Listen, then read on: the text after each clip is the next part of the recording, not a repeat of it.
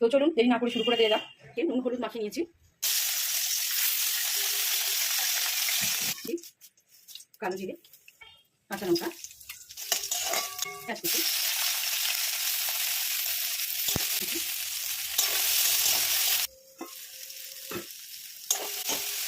পেঁয়াজ আর টমেটোটা প্রায় গলে এসেছে। এর মধ্যে দিয়ে দেবো আদা বাটা, রসুন পেঁয়াজ বাটা, একটু সর্ষে বাটা, স্বাদ অনুযায়ী নুন,